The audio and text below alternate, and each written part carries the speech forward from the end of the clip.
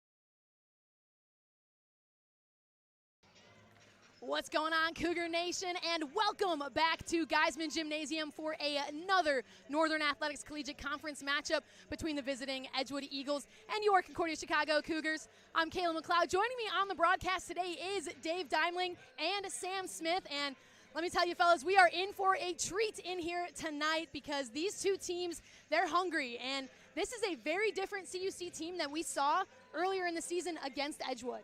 Yeah, for sure. The last game between Edgewood and CUC, Edgewood had a demanding victory, 80-57, and Coach Martin recently said that this team is so much different. That last game felt like 5 years ago for CUC. I'm expecting a much different outcome in this game. CUC has been playing a lot better ball since that game.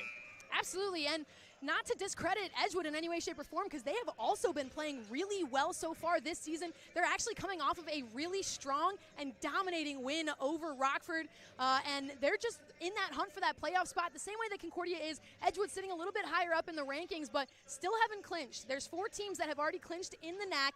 Edgewood, not one of them. CUC, not one of them, but we're seeing both of these teams hungry for that clinch. Absolutely, Kayla. I think it's going to be a very exciting match today. Obviously, you mentioned those playoff implications, very important for both sides. Edgewood at 10-4, they're comfortably in that 5 spot. With a win today, they're locked in, but most likely they're locked in anyways. CUC, on the other hand, 7-7. They got 4 games left, 3 of them at home. They're going to have to win at least 2, probably 3 of them if they want a chance to get in there. Absolutely, and you know, you already talked a little bit about what Coach Martin has said leading into today, but she mentioned it to you, I believe, Dave, that they're hungry. They're ready to go 4-0 and control their own destiny, and I think all of that really starts with what they're able to do here tonight and the tone that they set from the start, and they've got the pieces to do it. They've got the personnel to do it, but Edgewood's going to make it a tricky one for them to be able to do that. So talk to me a little bit about who you guys have as your players of the game. Who do you got for Concordia to watch? Today for Concordia, I got Nevaeh Jackson. Nevaeh Jackson had 23 points in the last matchup versus Edgewood. Kind of a coming-out performance for her. She went 10 for 12 from the free throw line. Expect her to get to the free throw line today and expect her to get on the board with a lot of points. Absolutely. Dave, who do you got? I mean, it's so easy to highlight a player like Ione Mora, but for me, I'm going to go in a different direction. I'm going to take a look at Grace King, one of those leaders, a huge captain role for this team right now. She's one of those people that can kickstart everything. She was able to make some highlight plays, very emotional player naturally. It just can fire up the entire team, and when you're in these end of the season, you need your big dogs to perform well, and she's one of those people that they're counting on today. Absolutely, and you know, like we've been talking all day today so far, Edgewood, they're pretty scrappy themselves, and they're ready to come in here, and they're ready to put the Cougs to the test. So who do you have on the Eagles side of things to really shake some stuff up? Yeah, I got Lacey Lindsay. Lacey Lindsay had 18 points, which is a career high. She had 18 points against CUC in their first matchup. She averages 9 points a game. And not a lot of high-scoring players on Edgewood, but a lot of different guys coming from different places. And Lacey Lindsay averages 9 points a game. And like I said, career high 18 points against CUC. Let's see if she can repeat that today. What about you, Dave? For me, I'm going to go a little different direction. I'm going to go Taylor Woline. She's an interesting player overall. She's not an insane scorer like he said. He's more so just kind of spreading the wealth is what their team's all about. But she also leads the team in steals. She leads the team in rebounds. She's just going to be a difference maker throughout. If CUC can kind of make her a little bit uncomfortable, I think that's going to help a lot.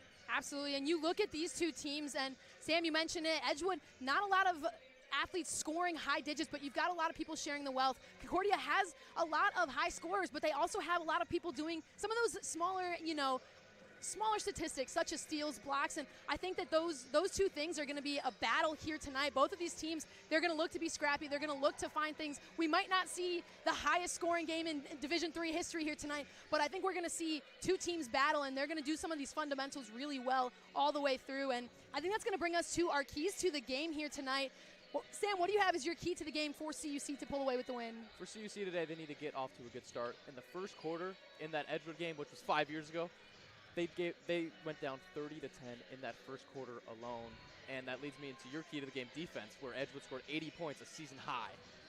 Absolutely. Well, Sam previewed it. My key to the game for CUC, play defense. CUC can be one of the best defensive teams in the league if they stay disciplined and they stay consistent on the defensive end. We've seen them do it. We've seen them shake up some of the top teams in the conference. In their first matchup against WLC, Concordia shut them down. And then once they stopped playing disciplined and they let WLC sneak into that, they fell apart. And that the Eagles, they're going to do the exact same thing here today. If CUC lets up, if they don't stay disciplined on the defensive end, the Eagles, they're going to take advantage of it. Yeah, absolutely. I'm going to go to my key of the game. Kayla, for me, it's going to be, for CUC, it's all about winning that transition game, getting those fast break points. That's been huge for them all year long. When they're in Geisman and they're running the floor, they are a tough team to beat. We've seen a few times throughout the year when they're at their home field advantage, they can just kind of floor it, and there's no stopping them sometimes. So if they're able to get out of the gates running, that's what I want to see out of them today. Absolutely, and let's flip the script one last time here in the pregame show. What do you have as your key to the game for Edgewood, Sam? Yeah, so for Edgewood, we know that CUC is not a great rebounding team, and Edgewood will have the advantage in the glass. So what they need to do, they need to limit turnovers. Like Dave said, CUC is so great in transition. If Edgewood can limit the turnovers and limit the transition game, they're in really good shape for today's matchup. Absolutely, and that kind of goes exactly with what I'm about to say as my key to the game for Edgewood, which is dominating inside the paint on both ends of the floor. They've got a little bit of that size advantage over the Cougars, and in that last game against Rockford, they picked up 51 rebounds. They were absolutely dominant on the glass, and they had 30 points in the paint, and their season average is 42 rebounds per game, and that's a significant difference compared to Concordia's 29 rebounds per game. So CUC's biggest weakness is also Edgewood's biggest strength, so if they're able to capitalize on that, it's going to make a difference here tonight. Yeah, you guys kind of mentioned it a little bit. I'm going to be in a similar direction. For me, it's going to be an overarching theme for Edgewood, physicality. I think that's the kind of way that they're going to be able to play strong days. If they're really able to play a little bit of bully ball, whether it's in the paint, getting the rebounds, whatever it takes, just being a little bit more physical while obviously staying out of foul trouble, I think is going to make it very challenging for CUC when they're a team that doesn't have anybody over 6 foot on the entire roster. So that's kind of what the struggles are for CUC, and then obviously you look at Edgewood, they're a naturally physical team, so if they can kind of hold that throughout the day, it's going to be a pretty successful day for them.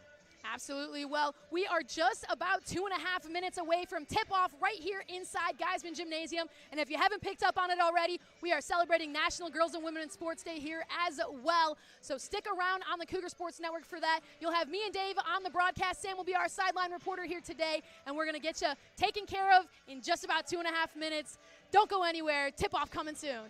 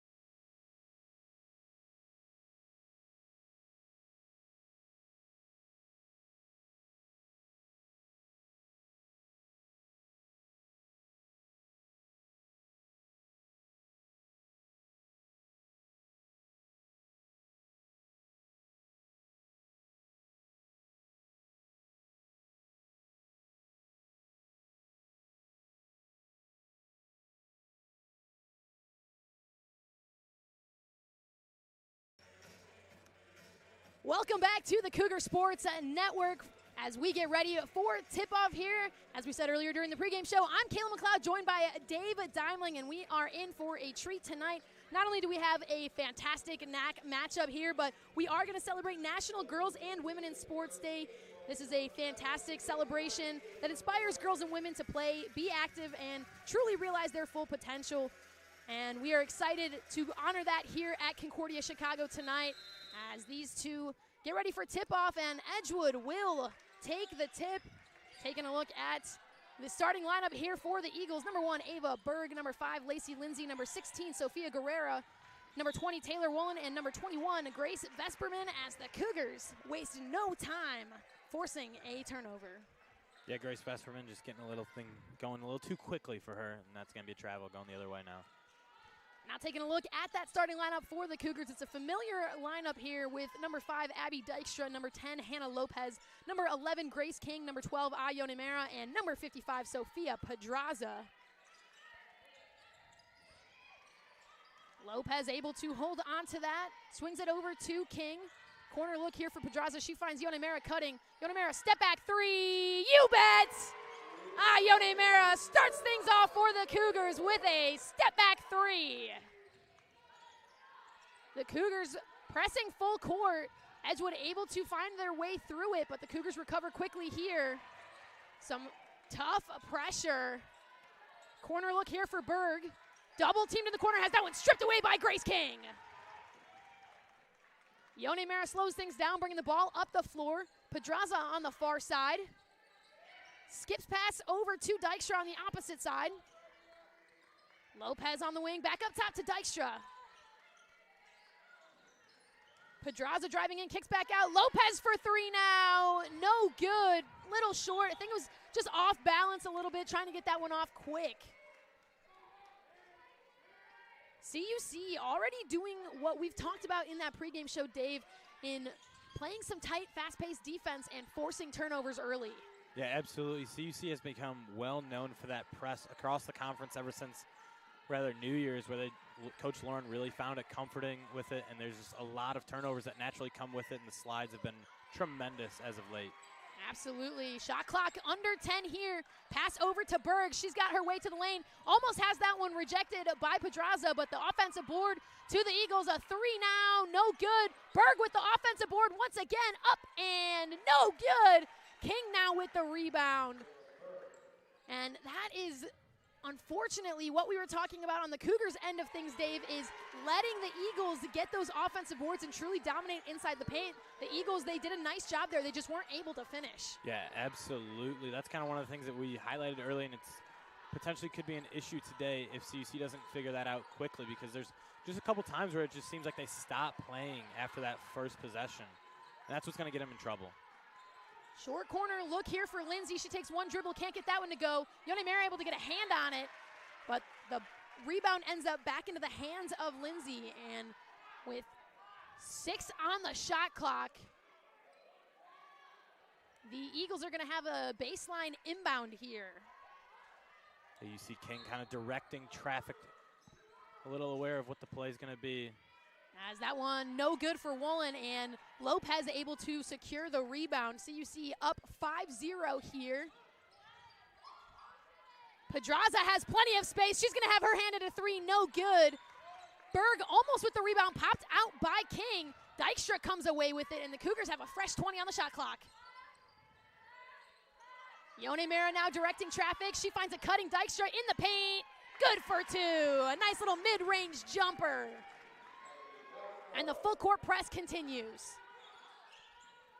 Yeah, those were one of those keys of the game that Sam highlighted early for CUC. Just getting out through the gates early. Start off hot, and that's kind of what they've done so far. Already up 7-0. King disrupting that a little bit. And possession's going to stay with the Eagles, but we're going to see our first subs of the day. Checking in here is Kate Gunderson, Ella Hamaker. I believe there was one more, if I'm not mistaken. I believe it was London Holowinski. Thank you. Lindsay kicks back out. Holowinski now. She's able to get the three to fall, and the Eagles are on the board.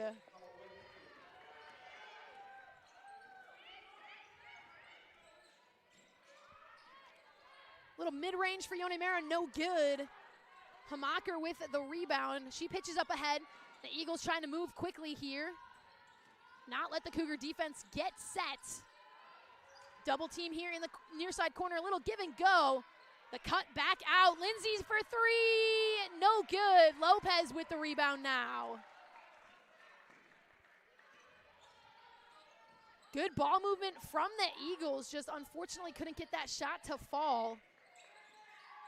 As King in the paint has that one rejected. Able to get her own rebound up and in for two. A strong take and finish from Grace King. Full court pressure still from CUC. Baseline drive here, almost has that one broken up, but just some strong contact from King, and that ball doesn't touch rim. Yeah, King so far kind of having her way in the paint. Surprisingly, she's had the plus advantage in the size department on every matchup so far. No, they haven't tried out anyone bigger than Grace King, so that's made it a lot easier for her so far. Dykstra, she thought about pulling a three and instead tries to take that drive in, gets called for the travel. And another sub checking in for the Eagles. Taylor Willeen checking back in. Give her a little breather, and then she's back in, ready to go. 5 minutes left in that first. Good pressure from the Cougars. Baseline drive here. Kicked back up top. Cougars really trying to stay disruptive. The cross-court pass, short corner look for Holowinski. Kicks back up top. Vesperman driving in. She's got some space through traffic. Can't get it to fall. Almost gets her own rebound, but Pedraza comes away with it. Dykstra on her own, waiting for the rest of the Cougars to catch up here. Yone Mera takes the screen from King with some space. Off-balance jumper, no good. Rebound goes to Wallen. Full court pressure once again. Gunderson here, one-on-one. She looks to spin, has that one poked away by Hannah Lopez, and another forced turnover from the Cougars.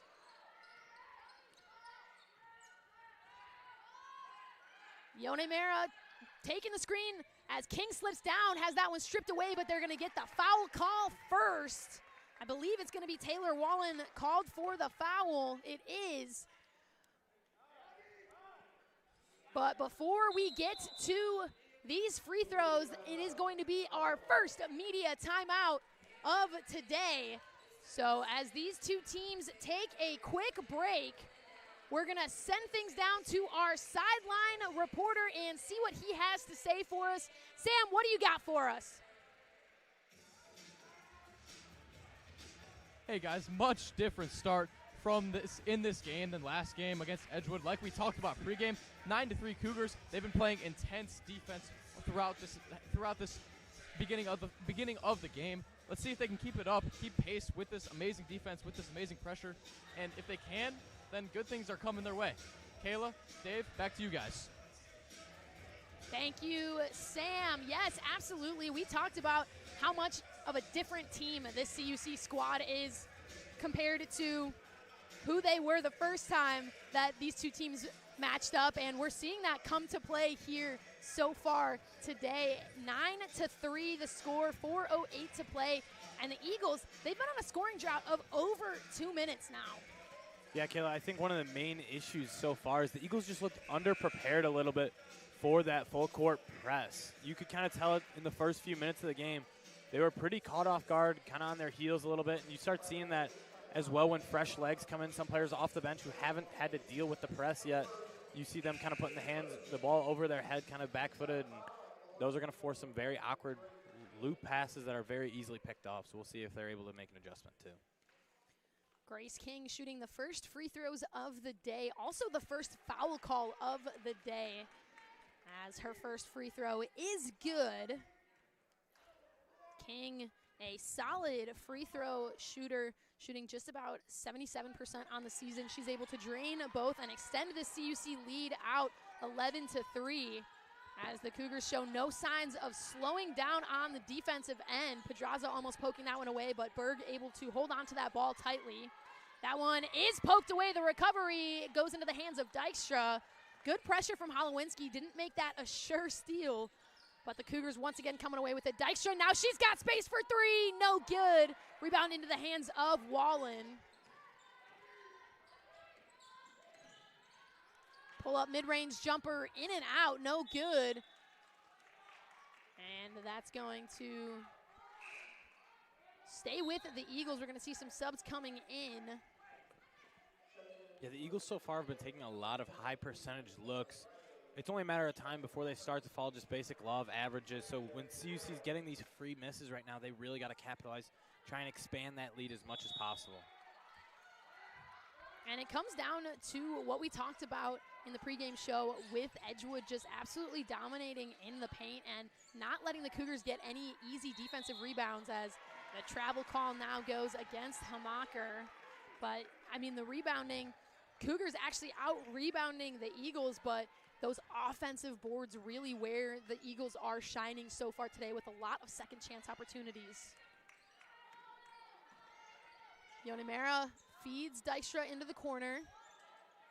That one is going to be intercepted by Hamacher. She read that from a mile away. Up and in for two. Pedraza chasing her down, can't get there.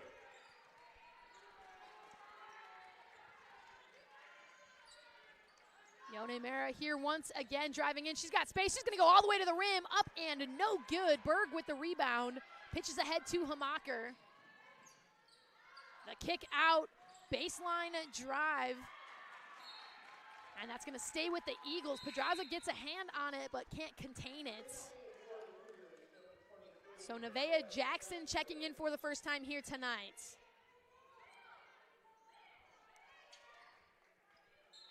.248 to play here in the first quarter.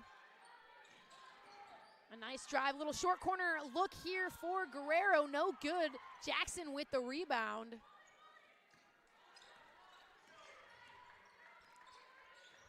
Yonemera here.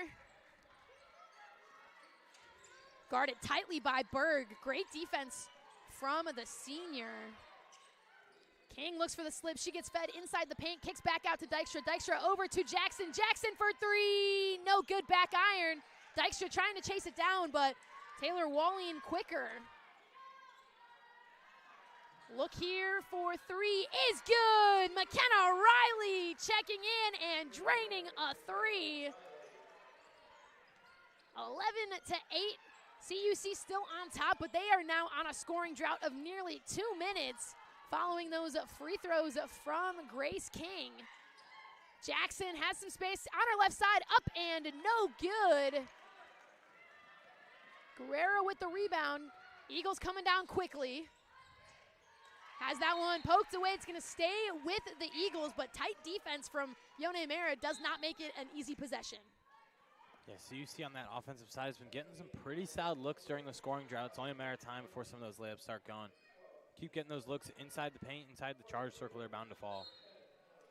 22 seconds on the shot clock here.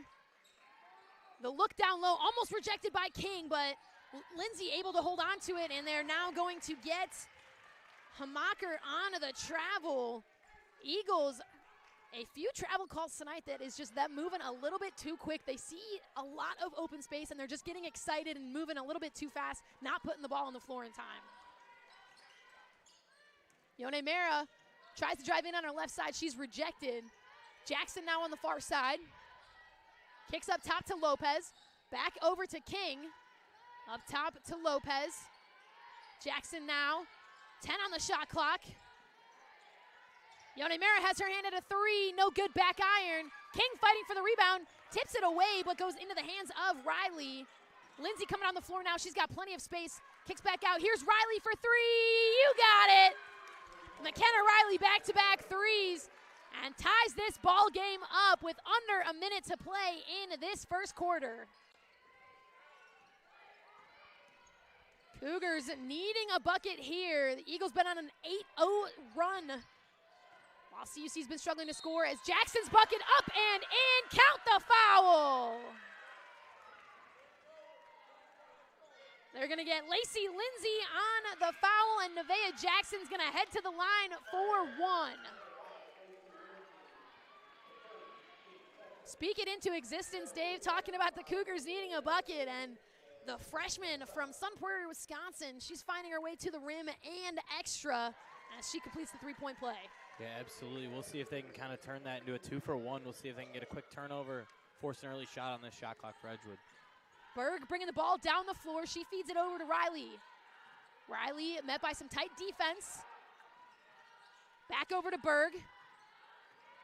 Berg trying to cut back to her left side. She kicks it out to Gunderson. Gunderson tries to drive in, has that one poked away by Pedraza. Southern with it, feeds it up top to Jackson, up and no good. Berg has the opportunity here now, 5 on the clock. Feeds it down low to Gunderson. The feed over, no good. Grace Vesperman can't get that layup to fall, and it's going to end the first quarter. CUC on top 14-11, but it wasn't a guaranteed on top 14-11 there. The Cougars, after that missed layup from Jackson, just wasn't able to recover on the defensive end quick enough. Yeah, absolutely. Kind of a missed opportunity right there for Edgewood. And one of the things I'm starting to notice right now for those Eagles is a relatively young team with only 2 upperclassmen on the entire roster. You're kind of seeing at the end of the regular season, you're seeing a lot of excitement, some emotions. It's just part of it when you know you have an opportunity to clinch your ticket, kind of get in the playoffs right now. And you're starting to see just some of those bunnies, those free ones they're missing. You got to assume that those ones are going to start to follow as they get a little bit more comfortable. They're going to have to get more comfortable if they want a shot, though. Absolutely, and the Cougars, they went on a little bit of a drought there to close the quarter. They started off really hot, and we talked about it in the pregame show, about them needing to start hot and stay hot, and they just unfortunately weren't able to continue that for that full quarter. And it's going to be something that we're going to need to see out of them in this second quarter if we want to see this continue to be a competitive game here. Yeah, absolutely. One of the things I want to note, too, as far as Edgewood on the defensive side, they're extremely aggressive with their style of help defense. There's always at least one person completely sagged off their man inside the paint, trying to deny any kind of free drives. So just forcing a double if someone gets beat. So I think the easiest way, obviously, is to beat that. You have 5 shooters on the court that are all knocking them down. But if they're not able to do that, kind of execute some give and goes, some dump offs, I think that's going to make it a little bit easier as well. Just keep getting those paint touches, quick movement, ball movement, and I think that'll solve some of those issues right now. Absolutely. So the start of the second quarter, CUC still on top 14-11 here. Yone Mera finds some space, high off the glass and in for 2. Gets things going right away for the Cougars. Concordia still keeping that full court pressure. I don't think we're going to see any signs of that slowing down anytime soon. Corner look here. Driving in is Vesperman. She's got some space, back iron. Offensive board for Lindsay, up and in for 2. The Cougars doing a nice job of not making things a nice, clean, and easy offensive possession, causing a little bit of chaos, but just allowing those offensive putbacks is going to be their Achilles heel here tonight. Yeah, they're so good on those first 30 seconds. It's just anything after is trouble. Nevaeh Jackson has her hand at a 3, no good, but Hannah Lopez with the offensive board. Cutting back in is Jackson, loses it for a second, but Lindley Southern with the rebound and has that one almost poked away and picks up the foul in the process. A little scuffle there, but we talked about it already, Dave. This is going to be a very physical matchup, and we're seeing that so far. Yeah, absolutely. Both teams have a chance of making the playoffs. They're not going to be hugging each other naturally. You got to expect some physicality, expect them to be wanting to go somewhere deep in the season.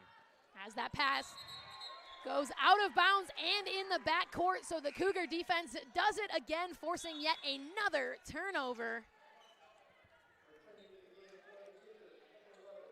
As Grace King checks back in for CUC. Cougars forcing the 8th turnover against Edgewood here. Getting things done on the defensive end. Pedraza bringing the ball down the floor now. Feeds it up top to King. Back over to Yone Mera. Jackson now, she's looking for options. Feeds it back up top to Pedraza. Pedraza driving in, kicks out. Jackson has some space, but she's going to sit on it for a second. Yone Mera now, she doesn't have a lot of space, but she's going to take that three anyway and drain it. Yeah, Yone Mora, one of those volume shooters that's just going to keep letting them rip. Doesn't matter if there's someone in her face or not. And we see another turnover right there. Edgewood's 9th already, just 12 minutes into the game. Sometimes I think that Yone Mera actually prefers to take a very heavily contested three in comparison to an open three, and we've seen that so far tonight. King looking for options. She finds Yone Mera. This nice little cut there, no good on the layup from King. Wallen heavily pressured by King. She's going to make her way almost all the way to the rim. Lindsay up and no good. Rebound goes to the Cougars. Jackson making this a race. Little in and out through traffic, and she's able to draw the foul. And that's going to put Nevaeh Jackson at the free throw line for 2.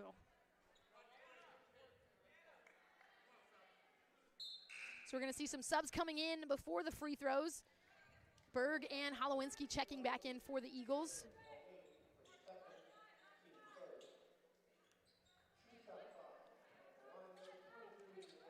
Edgewood so far has been really big on those line changes, 2 to 3, very quick subs. Everyone's staying in for only a few minutes at a time and checking right back out. Coach Vivian trying to keep those legs fresh as much as possible. Second free throw here for Jackson. No good, back iron. Lindsay with the rebound. Keeping up that full court pressure, the Cougars able to recover, as it looks like Gunderson might have had an opportunity chasing down into some open space. But Gunderson now kicks back out to Walleen. Feeds it low for Lindsay. The kick out, back over to Walleen. Lindsay takes the baseline drive, pull-up jumper, and she's going to get fouled in the process. And that's going to send the Eagles to the free throw line for the first time tonight. The Eagles have definitely had some opportunities on some of those backdoor cuts. They've been there. They're just not quite on the same page yet. And I think if and when they're able to get on that same page, they're going to be getting a lot of easy buckets. Lindsay's first free throw is good. Lacey Lindsay shooting just about 70% from the charity stripe this season. Second one is also up and good. And that's going to see Sofia Guerrero checking back in.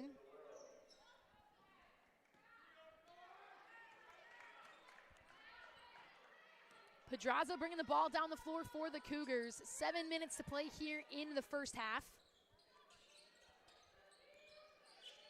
Jocelyn Chamas checked in for CUC, met with some pressure there. She's able to get it across court to Pedraza. 10 on the shot clock here. Yone Mera cuts back over, a little step back three. It's good! Hand in her face. Step back three. Yone Mera, she's too good, as that one is almost forced. Yone Mera able to get the steal. She looks to feed it ahead to Pedraza. King back out to Pedraza for three. No good. King fighting for that rebound, but it goes into the hands of Guerrero.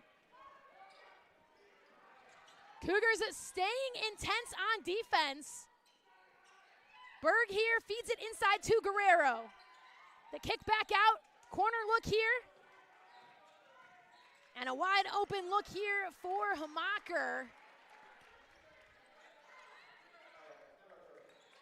Breaks the scoring drought from the field for the Eagles. They were nearly 3 minutes without a bucket that didn't come from the free throw line.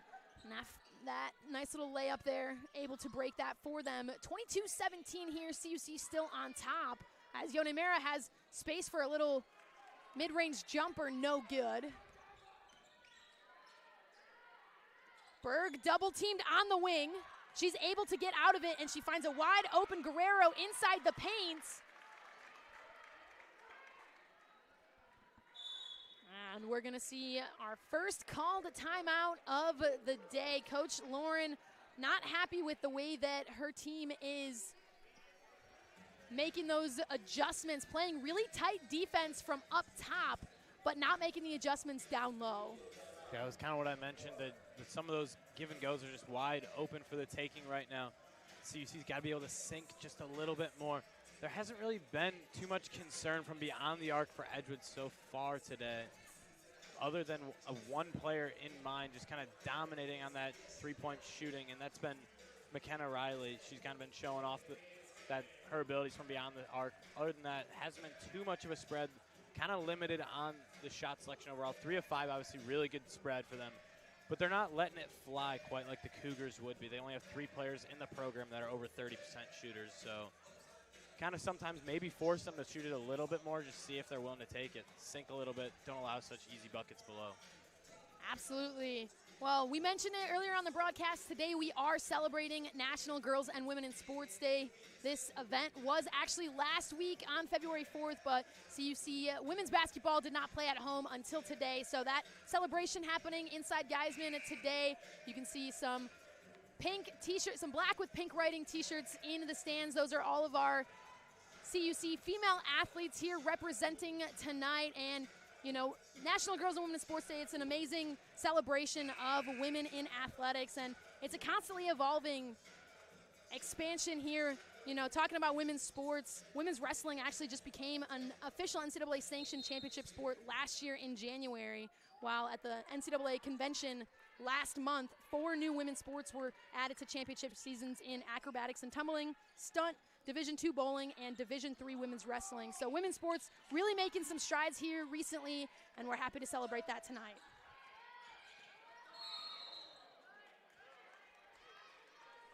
As Lacey Lindsay is going to pick up a foul here. Yone Mara checking back in for the Cougars. Checking in during that timeout for CUC, it was number 0, Kira Holiday, making her first appearance here tonight. Holiday with the ball now, takes it to her right side. She finds Chamas. Chamas for 3, no good. And that's gonna go out of bounds in favor of the Eagles.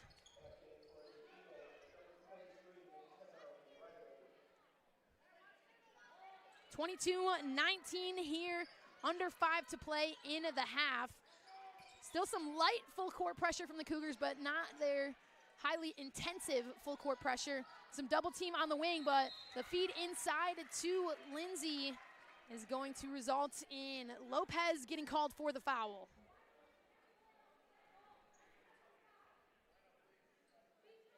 Lindsay heading back to the free throw line here. 2 for 2 from the charity stripe tonight. As Kate Gunderson checking back in for the Eagles.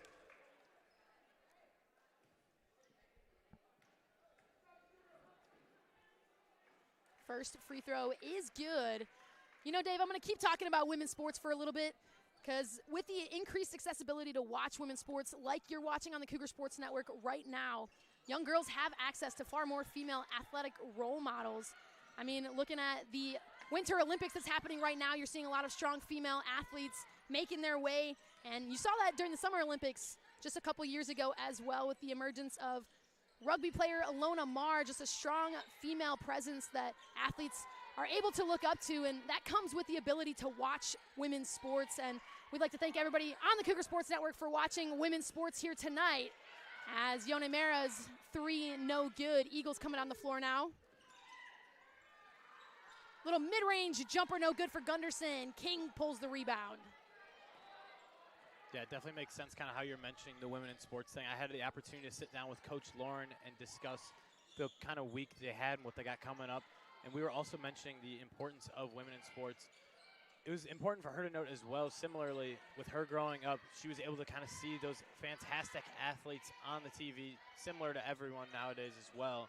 The opportunities are just so much more important, because naturally at that age you think you can do anything. You can climb, you can go to the moon, you can be president, you can do whatever you want, because there's a big block right there. But Coach Lauren kind of highlighted how she thought she was going to be a historic basketball player, an ice skater, a gymnast, you name it. And I think that all comes down to the ability to see all that on TV. So that's one of those great things as well. Absolutely. I mean, sticking with the Olympics trend, As Kira Holiday, she's going to say, no Olympic talk here. I'm going to take that one to the hoop. I think we just need to keep talking about this. Cougs are on a great run right now as long as we keep highlighting women in sports. Yeah, I mean, you know, staying with the Olympics, I'm going to date myself here a little bit, but I remember watching the 2004 Olympics, Summer Olympics, women in sports, and seeing some really great women's soccer players, Mia Hamm, Julie Foudy, Brandy Chastain, and I remember thinking how cool it was to see women win the gold medal and be on that stage, and, you know, that was probably one of the first times I had ever seen a women's professional team on TV. And so being able to remember that and now see how far women's sports have come and, you know, seeing major TV deals across the leagues. The WNBA just signed an 11-year media rights deal with Disney, NBC, and Amazon. The NWSL signed a deal a few years ago with CBS, ESPN, and Amazon. And you're seeing commercials everywhere. So the accessibility it's grown so much over the years. And I think you're right, Dave. I think the Cougs are hot when we're talking about women in sports. Another turnover there is going to bring some more subs in for CUC. 26-20, Concordia on top with 2:46 to play here in the half. And we're going to see an offensive foul call now against Sofia Pedraza. That's going to send things back down for the Eagles.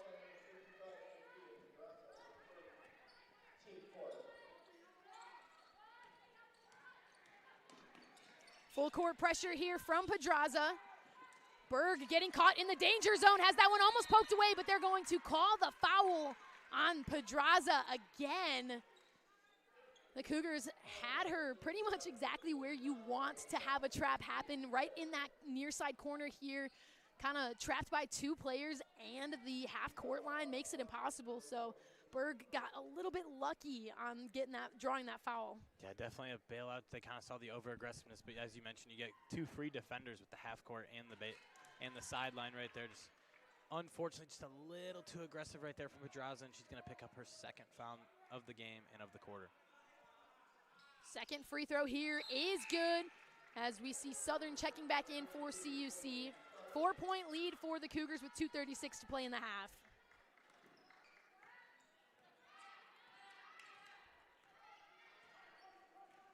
Yone Mara bringing the ball down the floor for CUC, takes the screen from Southern, kicks it up top to King. Corner look here for Dykstra. Back up top to Southern. She's going to take it to her left side, look for some options here. Dykstra, near side corner, back up top to King. Feeds it over to Lopez, under 10 on the shot clock here. Southern hits a cutting King with the shot clock expiring. That one's not going to get off, and Southern hits the deck and the shot clock violation. Lindley Southern trying to drive through some traffic there with the shot clock expiring. Really good ball movement from the Cougars. I think every person on the floor touched that ball multiple times, but just unable to get that shot off in time. Yeah, there's definitely been a lot of movement overall. Just you want to make sure when they're getting their touches that they're also looking to score, not just I have the ball, kind of keeping the ball moving. Berg here on the near side. Up top to Lindsay. Berg now, she's got space, up and off the glass for two. Eagles making a run here, trying to get themselves back into this. 26-24 in favor of CUC. The Cougars needing a bucket here. King, a little step back. Deep two is good. Grace King, I think she's listening into what we're saying here too.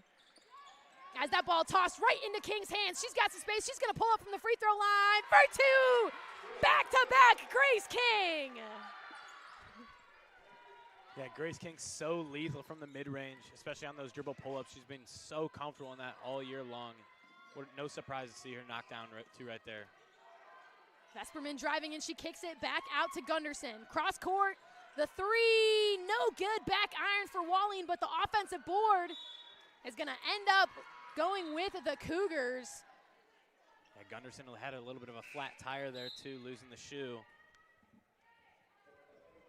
Nothing worse than that, especially you can see she's wearing some ankle braces, so getting your shoe back on over the ankle brace. As a former women's basketball player, Coach Lauren used to actually make us all wear ankle braces. So I remember the irritation when your shoe came off and trying to get that back on. Under a minute on the clock. Holiday bringing the ball down. Yone Mera kicks back out to Holiday. Over to Lopez. Back over to Yone Mera. Eagles guarding her tightly. Holiday thought about a three, instead kicks out. Dykstra for three. No good, back iron. Grace King driving in through contact. It's going to go off of Wallene. And that's going to be a fresh 20 on the shot clock for the Cougars. A good look from Dykstra, just unable to get that one to fall, but really good ball movement from the Cougars, and that left her wide open on that far side. King takes the inbound, hands it off to Yone Mera. Takes the screen, back up top to King. Over to Dykstra, she's got space once again. No good, rebound goes into the hands of Gunderson. Full court pressure here from CUC once again. Berg on the far side, shot clock officially off in the half. Vesperman here, back over to Berg. Double team on Gunderson. And that's going to force a turnover with 4.1 seconds remaining. The Cougar defense staying aggressive as the clock is winding down and really forcing the Eagles into that corner. We've seen a lot of turnovers happen on that far corner tonight. Yeah, absolutely. You're kind of seeing turnovers everywhere right now. CUC's winning that turnover battle by 9. As the inbound turns into a turnover and the buzzer beater jumper no good from Vesperman.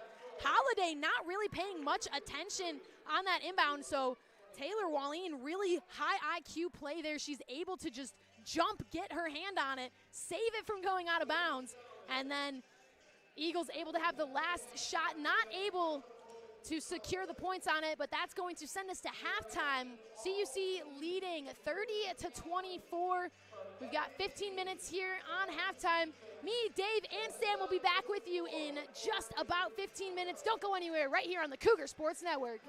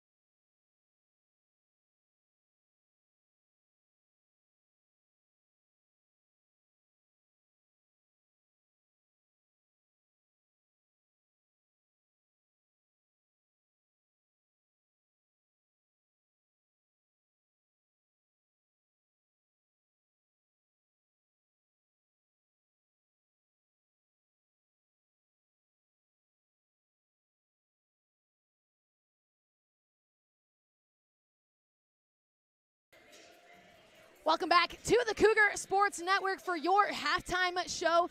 30-24 here, CUC on top, but it has been a fairly even matchup. We kind of predicted this exactly this way. We saw that it was going to be a lot of back and forth. We saw that it might not be the highest scoring game, but we were going to see a lot of other things happen, and we've seen a lot of other things happen, and it has been a back and forth battle. Yeah, stat I want to talk about is Edgewood having 14 turnovers compared to CUC 6. We talked about it before the game. Edgewood needed to take care of the ball, and they have not been doing that. It's been a very physical game. The refs have been letting a lot of things play out, and I think that's to the Cougars' advantage because Edgewood likes to play a very physical style of play, and since the refs haven't been calling anything, there's been a lot more turnovers, a lot more bad shots, and the Cougars' defense has been amazing. Let's see if the defensive intensity can keep up for the rest of the game. And that was one of our keys to the game was CUC playing strong defense, and you know, we've seen that come to play throughout this first half, and we've seen it now as we get into the second half that they have to stay with that defensive mindset. But with that, we need to see some scoring happening. Yeah, naturally, Kayla. I think one of the main things that we're seeing is they're getting the turnovers. They're just not getting a huge plethora of points off of those turnovers. Nothing too crazy jumping out of the box. Obviously, some of those balls are just getting handed to them, but there's other ones where the Edgewood's throwing them out of bounds, so naturally you don't have an opportunity to score on. But you really want to see CUC keep pushing the pace. Don't limit yourself from beyond the arc, as right now they're 3 of 14. They're kind of having a tough shooting stretch right now in that first half overall. They haven't had anything too crazy going on from beyond the arc other than Ione Moore having some pretty highlight reel level plays. But for me, I think one of the other things when you look at that defensive side, CUC keep forcing that pressure, because one of the things when you bring up the referee style, it's going to be hard to call fouls when they're being so intense from the tip-off to the end of halftime, because it just looks like they're playing aggressive, and that doesn't when it's like that throughout, they're not going to be as whistle happy when it looks clean from all 5 players in the court, as opposed to you see only 1 player or 2 players looking that out of the pocket over the top aggressive. That's when you start getting the whistles blown. So I think if they keep playing with that intensity, it's going to be a similar kind of situation where they're going to be able to play cleanly. Yeah, and you talked a little bit about, you know, those points from turnovers and some second chance points here. And Edgewood, they've had a lot of really good opportunities. We've seen them kind of pick apart that CUC press a little bit. We've seen them find some space in the paint, and they've just been missing some easy shots that CUC can't expect them to continue to miss for the rest of this game, because those looks that Edgewood is making on the offensive end, they're going to have to start falling. Yeah, for sure. And like you said, Edgewood has been doing a good job in the second quarter, specifically finding those holes, finding those gaps in the CUC's defense.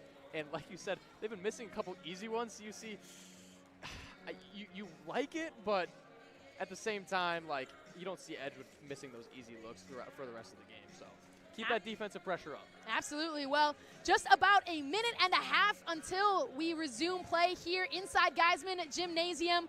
Don't go anywhere. Second half action coming up right here on the Cougar Sports Network.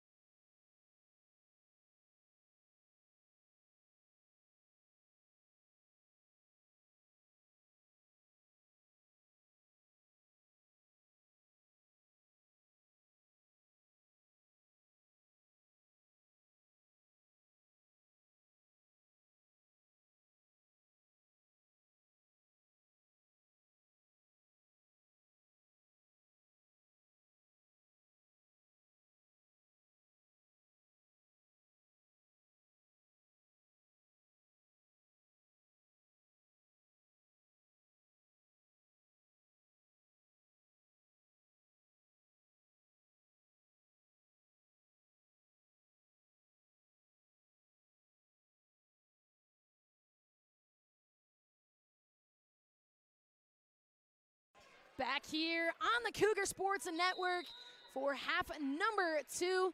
Kayla McLeod here, joined by Dave Deimling as the Eagles start things off right away with possession. CUC trying to keep some of that intense defense that we talked about throughout today's game.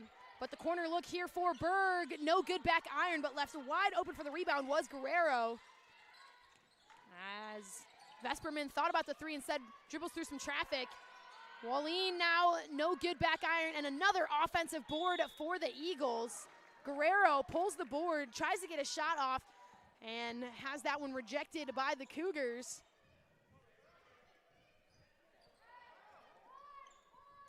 Yeah, Coach Lauren seemed a little frustrated by that call as it kind of looked from our vantage point. It was just kind of thrown out of bounds by Guerrero, but play continues as one would say ball doesn't lie right there as CUC is able to pick up that rebound. Lopez on the far side, back up to Yonemera. Lopez, she's got plenty of space. She's gonna have her hand at a three, back iron, no good. And rebound goes into the hands of Lindsay. Wallin now coming down the floor, right to the baseline. Kicks it back up to Guerrero. Back over to Wallin, she's gonna take some space. No help side defense from the Cougars, and that's gonna leave a wide open layup for the first points of the second half. Yeah, Edgewood already in these first two possessions already look a lot more interested in scoring. Got their eyes on the rim, and that might be an issue for CUC. Yonemera's got some space. Instead, she's going to drive in a little Euro step. High off the glass, no good, but she's going to get fouled in the process. That's going to send Yonemera to the free throw line. As they're going to get Vesperman on the foul. She was smiling, talking to the ref. She kind of knew that she didn't leave much space for Yonemera to land there. So Yonemera's first free throw, no good. A rare miss there from Yonemera. She's shooting just about 82% from the free throw line this season, leading the Cougars from the charity stripe. That's her second free throw in and out as well. So an uncharacteristic start for CUC as that one's poked away by Pedraza. Yonemera comes away with it. Looking for some options. King's gonna take it all the way in. Off the glass, no good. Fighting for the rebound, but Vesperman able to secure it. A great steal from Pedraza. Just unable to finish.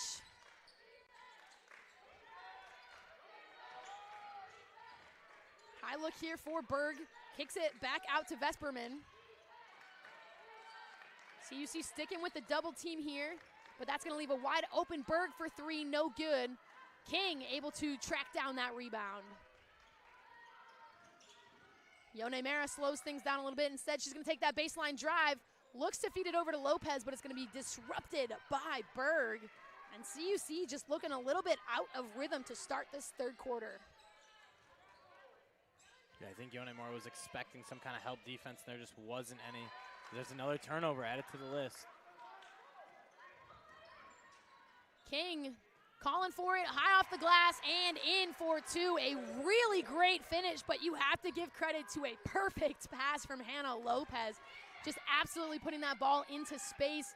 King not missing a beat on it.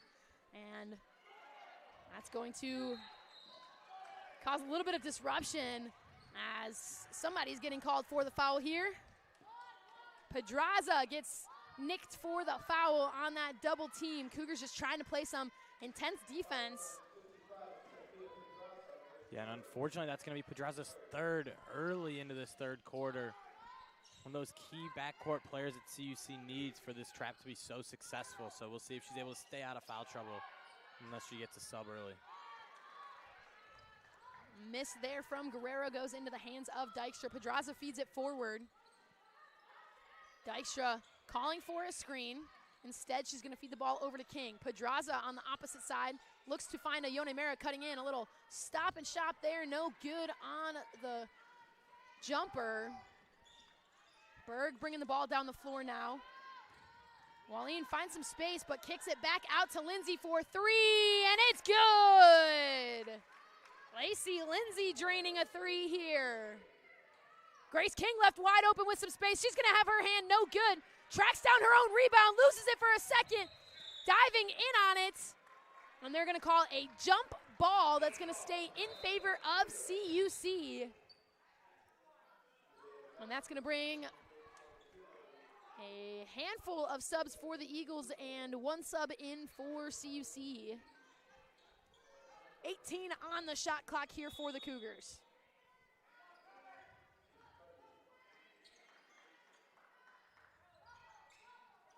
Hand off to Yone Mera. Looks to feed back to King. A little miscommunication there is going to result in Dykstra getting it, but I believe they are going to call Hamaker on the foul. Her and King both going for that loose ball. Hamaker diving for it and unfortunately taking out King. Those are some tough calls sometimes. It is the right call to make, but when you've got 2 players that are just being aggressive and chasing after a ball, it's sometimes unfortunate to see a foul call there. Yeah, absolutely. And I think even worse than that is Gunderson was the one who got tagged with that one. I think it might have been just a little bit of a hold on that one before diving on that ball. Some really good pressure there from Vesperman on Yone Mera. She's going to find some space. A little jump stop off the glass and in for 2. So the Cougars able to come back from it and extend their lead back out. 34-29 here. Holowinski here struggling to find an option here. She's going to feed it up. Vesperman here guarded tightly by Dykstra. Finds Hamaker. Hamaker's baseline drive met by a double team. Gunderson looks to feed it out. Jackson almost got a hand on it, but the corner look here for Vesperman. In for 3. Almost rimmed in and out, but eventually fell through, and that's going to make this a 2-point advantage for CUC. Yone Mera kicks out. Jackson's going to have her hand at a 3. No good. Little tie-up down low, but the rebound's going to go into the hands of Hamaker. She finds the low look for Gunderson. A little tie-up there. Yone Mera and Gunderson both hit the ground, but Jackson's going to go all the way herself. Up and in for 2.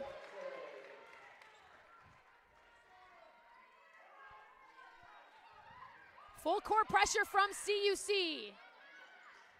Yone Mera here. She's going to make the decision to find Gunderson. Nobody else got back, and that's going to leave Hamaker open for a mid-range jumper. CUC defense just a little bit slow. You could see the bench telling Yone Mera to mark her defender, but that just left some wide open space with the rest of the Cougars not getting back into position in time as Jackson pulls for 3, and that one is good! Nevaeh Jackson answers quickly, and the Cougs back up 39-34.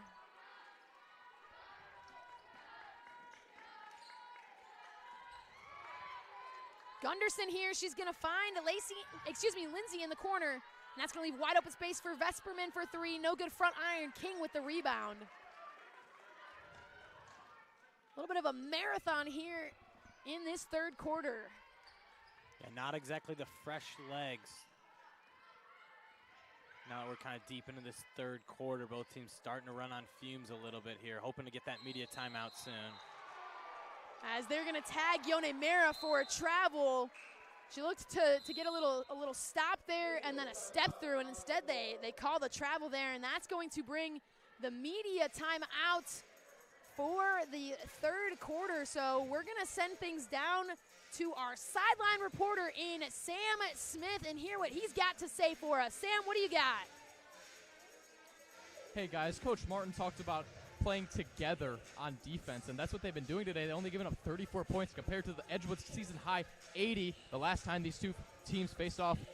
However, the offense, they need to be able to put up some buckets, a couple nice buckets from Nevaeh Jackson over those last couple possessions, but the defense has been strong. The intensity has been kept up throughout the game, and like I sound like a broken record at this point, but like I've been saying, keep the defensive intensity up and keep on scoring, and this game is extremely winnable. Cougars up by 5. Jonathan, excuse me, Kayla, Dave, back to you guys. Sam, I mean, it's going to be a marathon here. We've seen these 2 teams just sprinting the floor back and forth and exchanging buckets, exchanging stops, and it's going to continue to be that way, at least for the rest of this quarter. We can see it. These 2 teams are playing aggressive, and they're playing intense, and I don't think we're going to see that lighten up at all. Yeah, absolutely, Kayla. I think one of the things that I'm hoping to see is CUC start driving a little bit more, get to that charity stripe. I know they're struggling right now, shooting just over 40%, but they're over a 70% free throw shooting team. So if they can kind of keep forcing the action right now, get themselves to the free throw line. It's going to make things easier, especially when a team like Edgewood is starting to run on fumes. They're running out of gas. You got to start rim running, burn those legs even more. Good recovery from the Cougar defense here.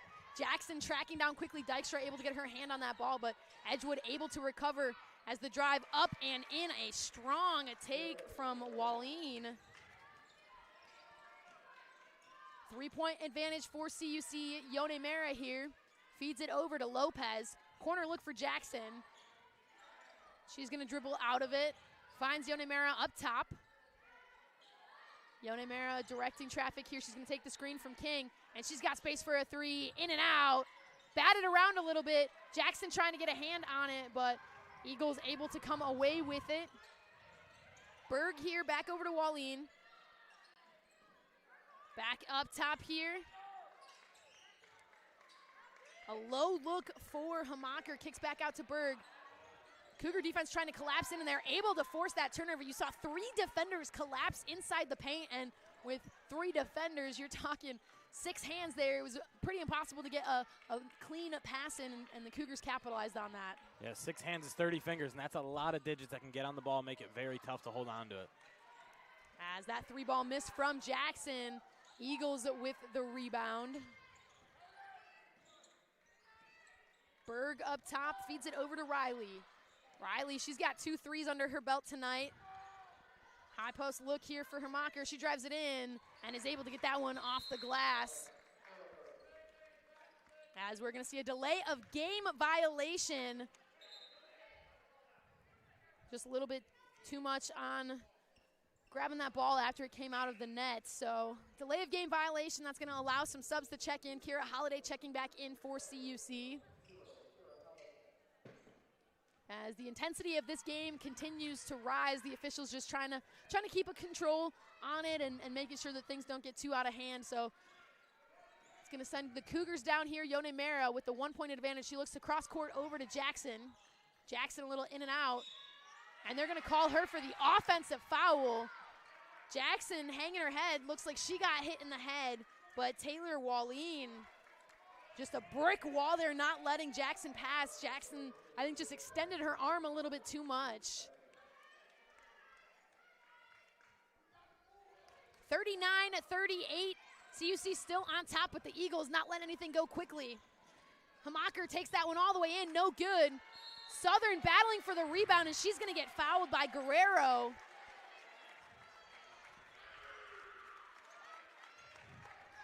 Yeah, we'll see if CUC wants to make any kind of adjustments on that press right now. As for right now, Edgewood's having a relatively easy time breaking it. Just 2 quick passes, one towards that outside and then one right back into the middle, and then they're kind of off to the races. They haven't really converted on it too much, but they've had some pretty easy looks and a relatively easy time breaking it as well.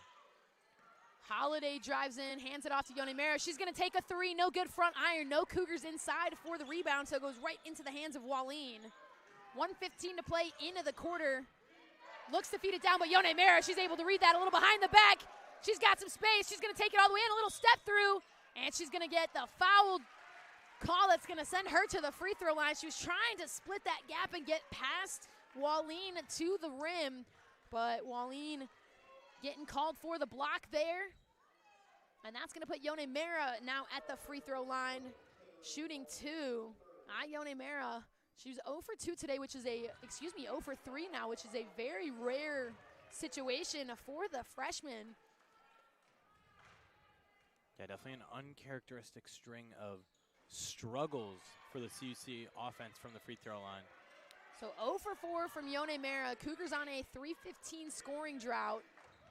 As a 3-ball there from Riley, no good back iron, batted around. Riley's going to end up with the ball back in her own hands. As that one is poked away, Hamacher with the turnover. Under a minute now in the quarter. Holiday, she's looking for some options. Gets the ball into the hands of Yone Mera. Yone Mera back up top to Holiday. Jackson, she's looking for some options here. She's going to drive in on her right side, kicks it back out. Southern's going to have her hand at a 3. In and out, no good. Rebound into the hands of Riley, and then just couldn't hold on to it. So the Cougars come away with it, a fresh 20 on the shot clock. About 5-second difference between the shot clock and the game clock here. Jackson feeds it over to Holiday. 5 on the shot clock. Kira Holiday, she's got to make her way to the rim. Up top, Southern is going to get called for the travel beforehand. A little miscommunication from the Cougar offense there. You could see Coach Martin just trying to get the ball into the right hands. Jackson slow dribbling it and then eventually getting it into Kira Holiday's hands, and I don't think that that was where it necessarily needed to end up either. So just some miscommunication as that one is stuffed down by Lindley Southern. So no true shot able to come off anybody's hands to close the third quarter. And CUC still on top, 39-38. This is going to be a nail-biter fourth quarter here. A low-scoring game, but you know what, Dave? Let's talk some more about women in sports here.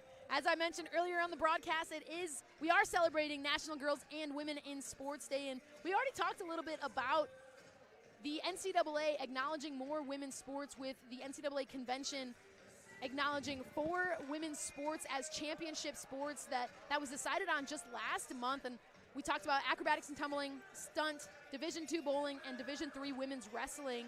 And with that, women's flag football has officially entered the emerging sports program. And it's something that we're seeing the NAC start to pick up on a little bit. 3 NAC schools actually have flag football in Rockford, Benedictine, and Aurora. So we're starting to see that become not only an NCAA emerging sport, but a NAC emerging sport. And it's just another great opportunity for young girls and women in sports to have more opportunities to play college sports. Yeah, absolutely. Who doesn't want to play some flag football at the end of the day? Sports are meant to be a growth experience for everyone. They shouldn't be limited to one side or the other, so it's really good to see across the world. Absolutely. So the final 10 minutes of today's game getting ready to begin. The Eagles will start with possession here. Grace King checking back in for the Cougars in place of Southern. Gunderson going to inbound the ball for the Eagles.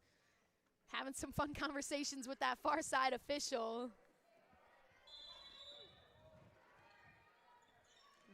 Vesperman bringing the ball down the floor for the Eagles now. She's met with a double team. Walleen finds Gunderson. The kick out, back up top. CUC coming out into this quarter with some high intensity as that 3 ball is good. Taylor Walleen.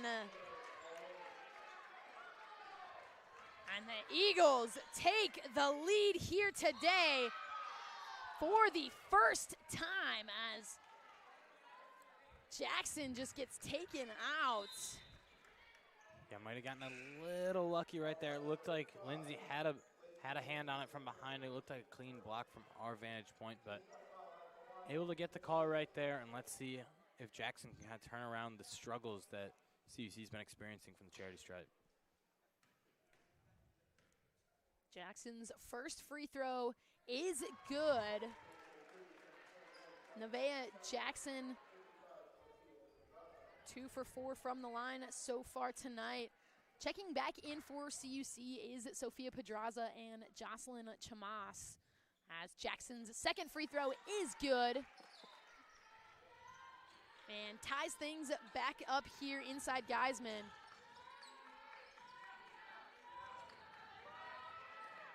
Gunderson met by Yone Mera, and the 3 ball, no good, but the offensive board and putback is good. Lacey Lindsay for 2 with the chance for 3. We've talked a lot about those offensive boards and letting the Eagles have those chances, and right there is a prime example of them taking advantage of it. The Cougars just not able to get into position, get those boards, and it's resulting in a 3-point play for the Eagles that puts them back on top of CUC.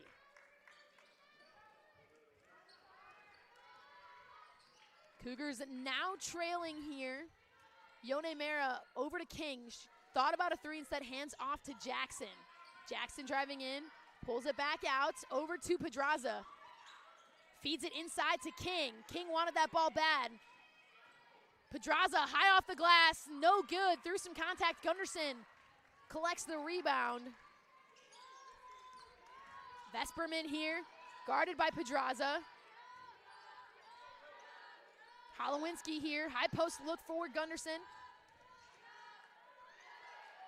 Up top three for Holowinski, no good. Poked away by Lindsay, but Pedraza able to come away with it. She feeds it ahead to Yone Mera. Over to Jackson.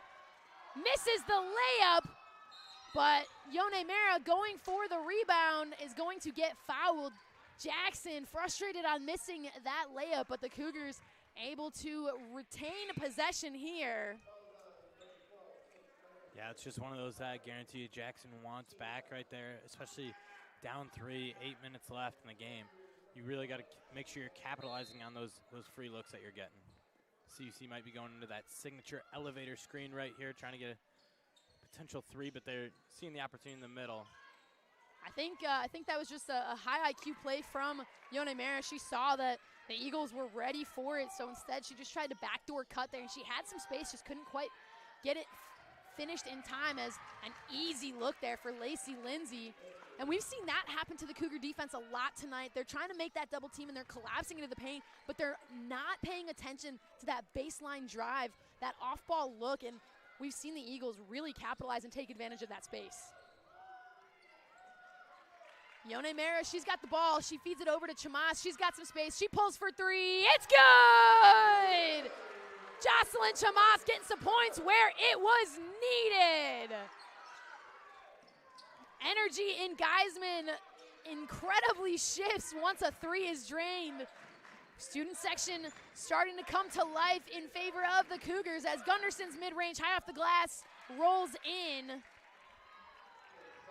Extends back out to a 4-point lead. Chamas not quite paying attention, but she's able to collect that. Dykstra on the far wing feeds it into King. King shot fake, has that one stripped away. A nice, again, high IQ play. Dives after and just tips it to Pedraza. The feed in for King, a little turnaround mid-range jumper. She gets it.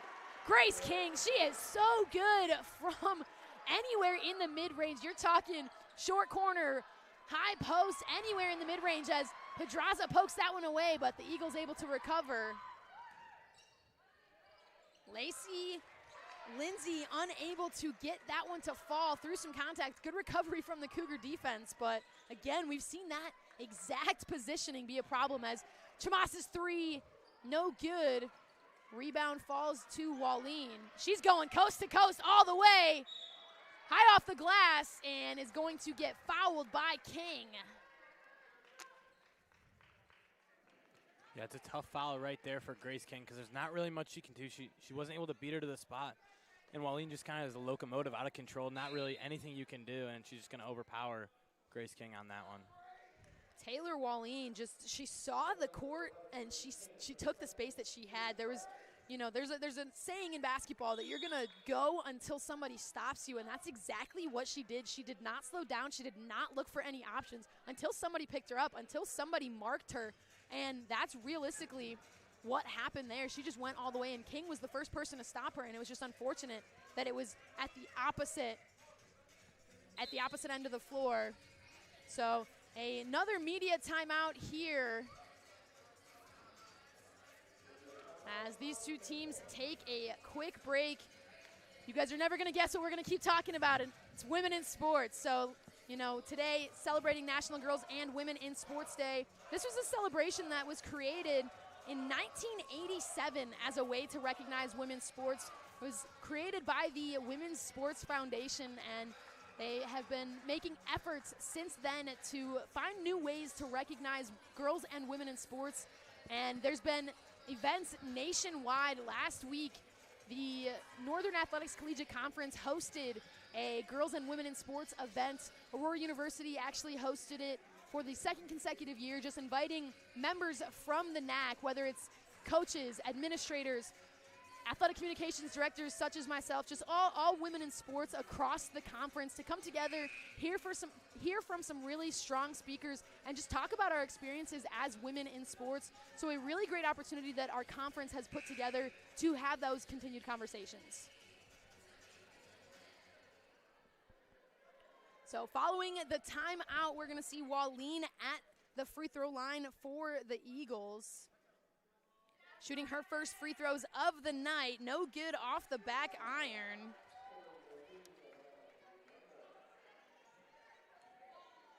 Wallin shooting just about 79% from the charity stripe this season. She's able to get the second one to fall. As we see Guerrero checking back in for the Eagles.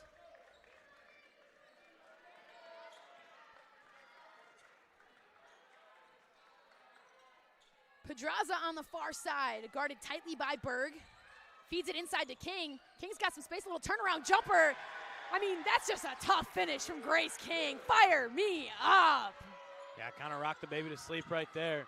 She's making everything happen right now when it matters most. Grace King, she is somebody that is just fueled by rivalry and intensity. And I actually had the chance to talk to her after the CU Dub game a few weeks back. It was Concordia's first home win over Concordia, Wisconsin since 2014. And I talked to Grace after the game, and she was talking about how, you know, she gets something in her mind, and that's what she's sticking with. And for that Concordia, Wisconsin game, all she wanted to do was win, and she found ways to do it and fire her team up. And you could see that intensity here from her today, just being able to rile your team up, rally, do the things that need to be done. It's just the kind of player that she is. Gunderson driving into the hoop, and she's going to get fouled. King can't believe that call.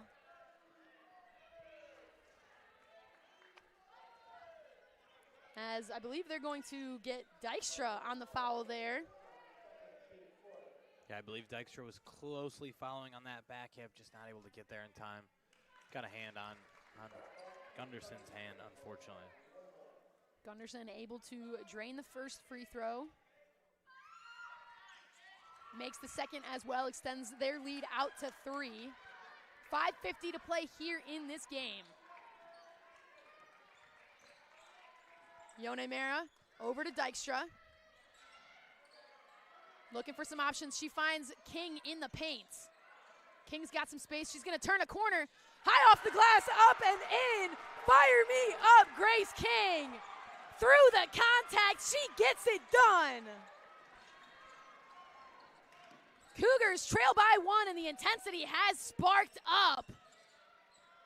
Berg up top to Gunderson. She's going to have her hand at a 3. No good. Rebound to Guerrero. Has that one tipped away. Berg. And they're going to call a foul here. The ball just kind of batting around. Pedraza picks up the foul. And we're seeing some interesting calls here. Some of the contact that we saw earlier in the game be played through. Now seeing a little bit of a change in it, but that's going to put Berg at the line for 2.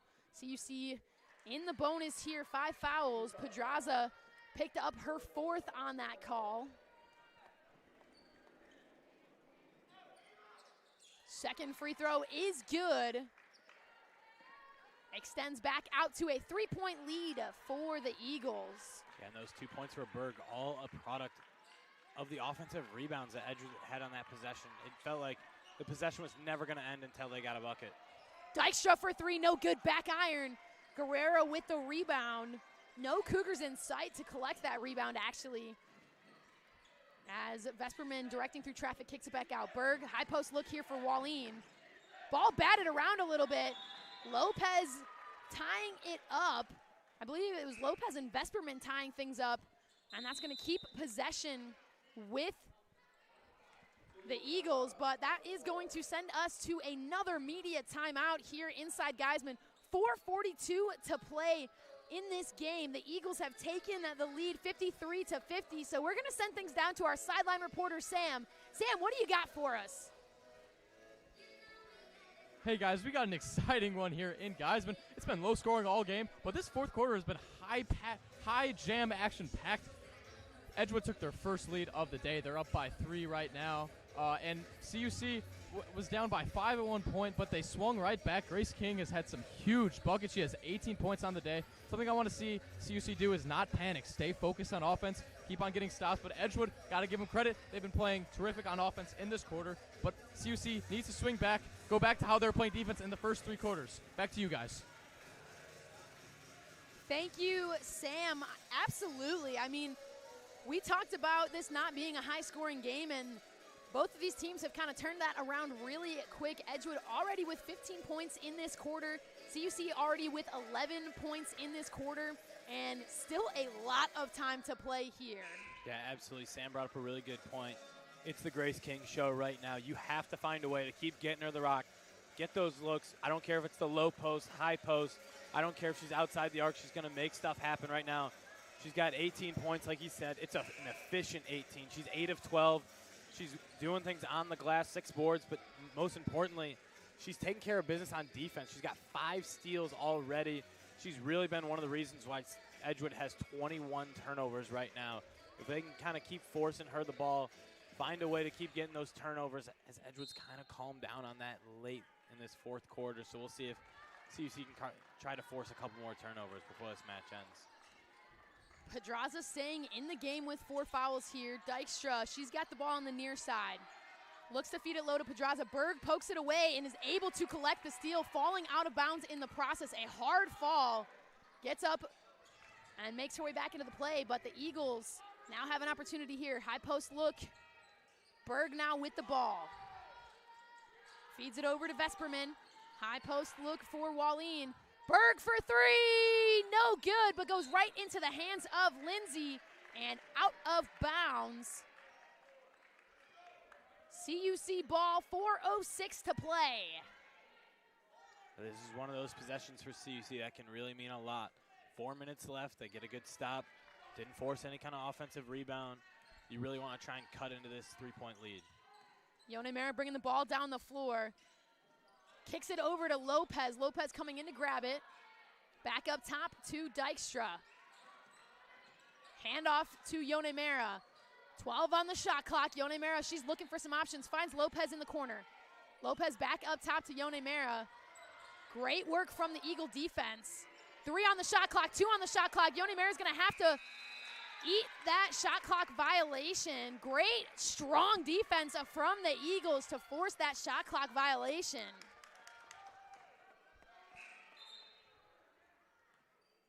Yeah, I think one of the hard parts about that possession right there for CUC, not a ton of ball movement. I mean, you can kind of claim that there were some ball reversals, but it really didn't float more than beyond that arc the whole possession.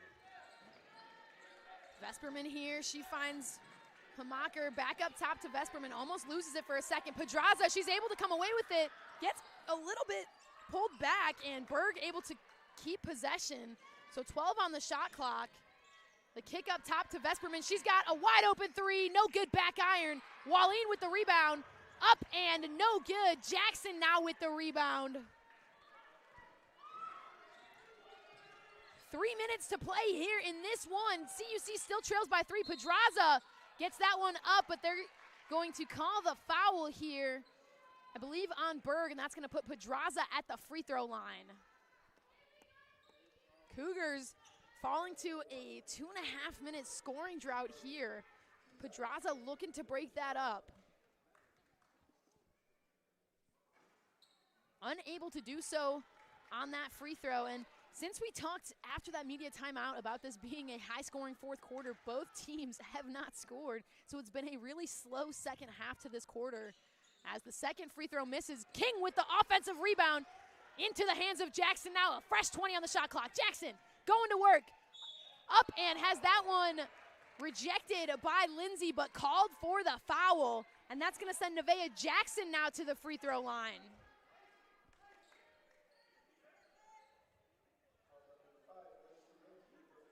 Nevaeh Jackson, she's 3 for 5 from the charity stripe tonight, as Lindsay picks up her 4th foul of the day.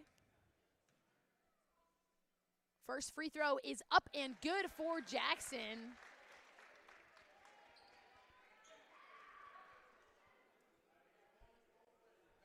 CUC down by 2. Jackson's second free throw, good as well. Some clutch free throws when it was needed from the freshman. Vesperman here. Over to Berg. Wallin, she's got some space, looks low for Lindsay, who finds the glass, up and in for 2. Seems the Cougars are really struggling with that pass there. A lot of the Eagles' points coming from forcing the Cougar defense to collapse in and then leaving that block wide open, but Nevaeh Jackson getting some business done with a nice little floater in the paint. Full court press here, but Eagles able to break it quickly. Wallin finds Lindsay, and another look down low. Vesperman here, up top to Wallin. She's gonna have her hand at a three, no good, back iron. But the rebound goes into the hands of Hamaker. She's gonna drive in herself. A little pull-up mid-range, no good. Berg with the offensive rebound.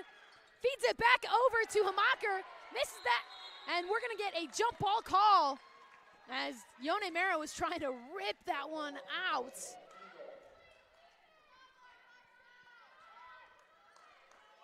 So possession staying with the Eagles. 16 on the shot clock here. The feed up top to Hamaker. Back over to Wallin. She's trying to find her way back to the paint, guarded by Dykstra. Great defense from Abby Dykstra. Hamaker driving in, can't get that one to go. King rips the rebound down, and she's hitting the races. Dykstra slows things down. Back up top to Jackson. 1:20 to play here in this game. And head coach of the Cougars, Lauren Martin, she's going to take a timeout here. 1:19 to play, 19 on the shot clock. CUC trails by 1, but the Cougars, they've been on a little bit of a hot streak here in the last few minutes. 5 of their last 7 from the field have been good, while you look at the Eagles, 1 for their last 11 have been good. So statistically speaking, things are in favor of the Cougars, but with a 1-point deficit, this really could be anybody's game. Yeah, you could almost argue you're giving Edgewood a chance to slow things down, recoup, but nothing wrong with taking on timeout with just under 80 ticks left in the entire game right now.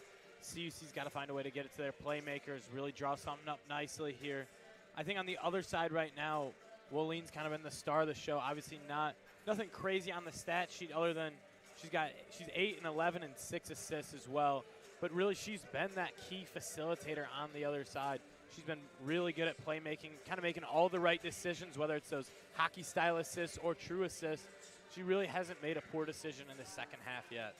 And I think you mentioned it, the facilitating aspect of it. I think arguably in a game like this, more important than your scores is what you're doing off the ball. Obviously, you need to score here if you're the Cougars, and obviously if you're the Eagles, you're trying to find any opportunity to score. But you're not going to be able to do that without those facilitators and finding ways to get things done. And I think those are going to be your true heroes of tonight's game, is what people can do without the ball to create those opportunities for scoring.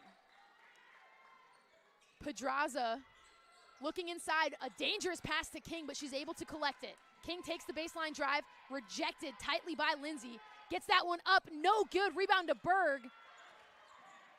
Some contact there as the Eagles looking to draw contact. Vesperman here, under a minute in the game. Vesperman, high post look for Wallin. Wide open, Berg can't collect the pass cleanly. Vesperman again, high post look once again for Wallin. The back door, down low. The basket is good for Berg, and the foul. Nevaeh Jackson gonna get called for the foul, jumping out of the gym. A great take from Berg, and I hate to say it, Dave, but it's what we've been seeing all night. Those backdoor cuts.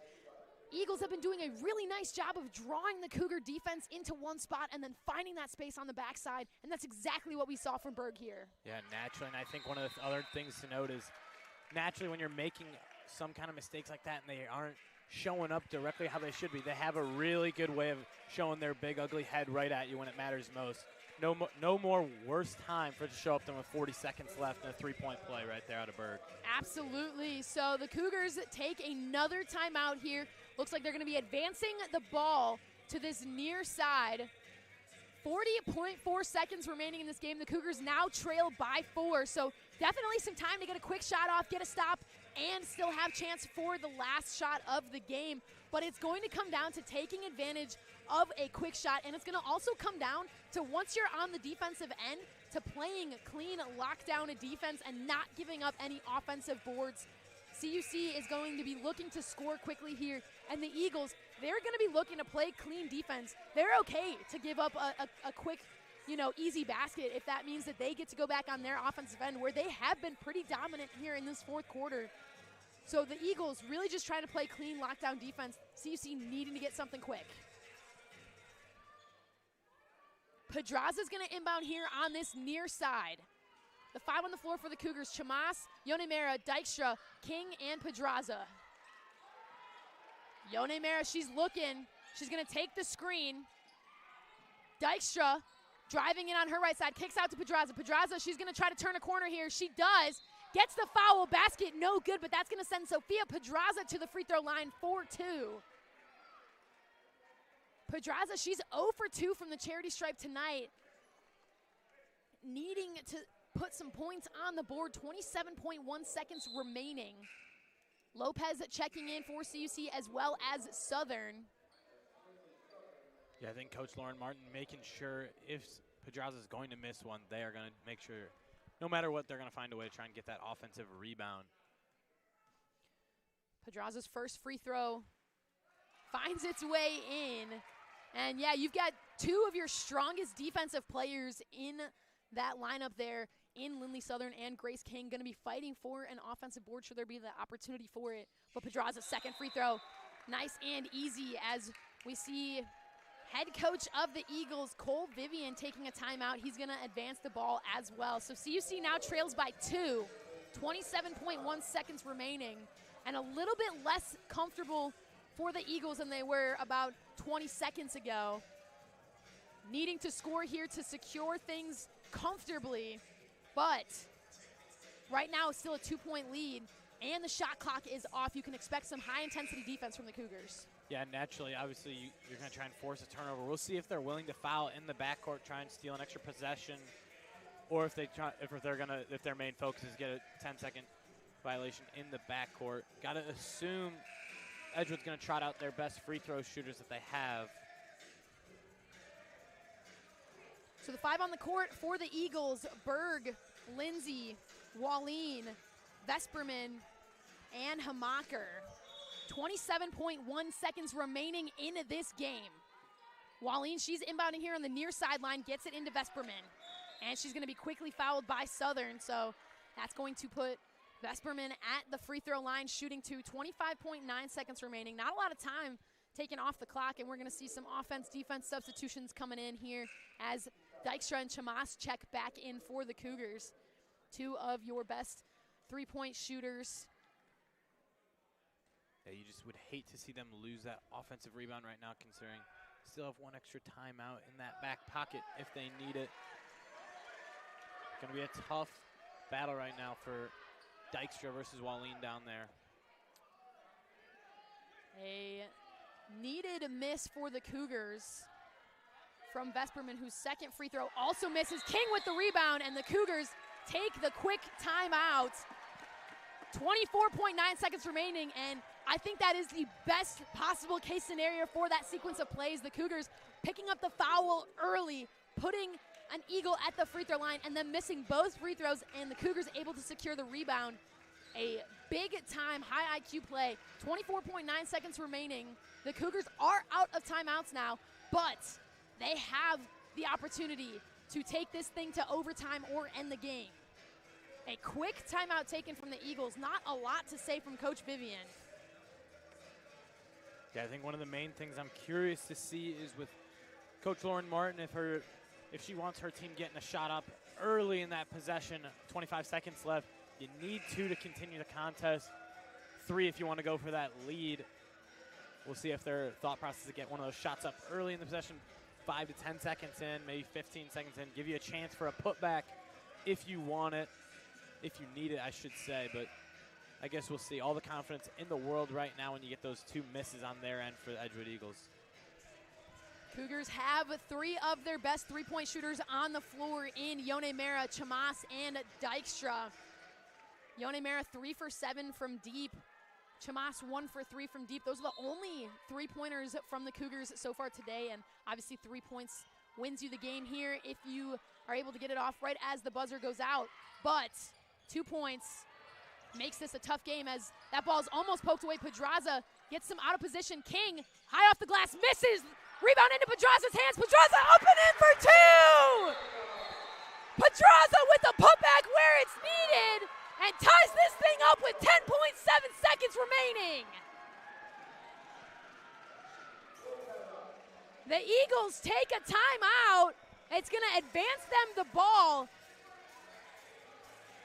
Tie ball game, 10.7 seconds remaining. A chaotic string of events for the Cougars, but it gets the job done.